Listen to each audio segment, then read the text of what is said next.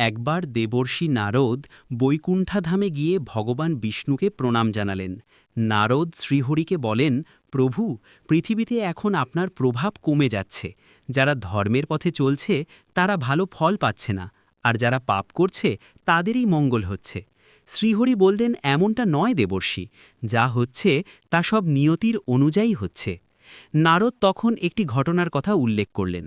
নারদ যা দেখেছিলেন, নারদ একটি জঙ্গলের পাশ দিয়ে আসার সময় দেখলেন একটি গরু কাদায় আটকে আছে। ঠিক সেই সময় সেখান দিয়ে এক চোর যাচ্ছিল। সে গরুটিকে সাহায্য না করে উল্টো তার ওপর পা দিয়ে কাদা পার হয়ে চলে গেল। সামনে গিয়ে চোরটি মোহর ভর্তি একটি সোনার থলি পেল। কিছুক্ষণ পর সেখান দিয়ে একজন বৃদ্ধ সাধু যাচ্ছিলেন। তিনি নিজের সব শক্তি দিয়ে গরুটিকে কাদা থেকে উদ্ধার করলেন, কিন্তু উদ্ধার করার ঠিক পরেই সাধুটি সামনে যেতেই একটি গর্তে পড়ে গিয়ে আঘাত পেলেন। নারদ প্রশ্ন করলেন, প্রভু, এটি কেমন বিচার? ভগবান বিষ্ণু স্মিত হেসে উত্তর দিলেন, যে চোরটি গরুর ওপর পা দিয়ে পালিয়ে গিয়েছিল তার ভাগ্যে আসলে একটি বিশাল গুপ্তধন পাওয়ার কথা ছিল, কিন্তু তার পাপের কারণে সে কেবল সামান্য কিছু মোহর পেল। অন্যদিকে সাধুটির ভাগ্যে ওই সময় মৃত্যু লেখা ছিল, কিন্তু গরুটিকে বাঁচানোর ফলে তার মৃত্যুকে একটি ছোট আঘাতে রূপান্তরিত করে দিয়েছে।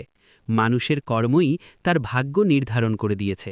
আমাদের সততা এবং ভালো কাজ প্রতিকূল ভাগ্যকে বদলে দিতে পারে, তাই ফলাফল নিয়ে চিন্তা না করে সর্বদা সুকর্ম করে যাওয়া উচিত।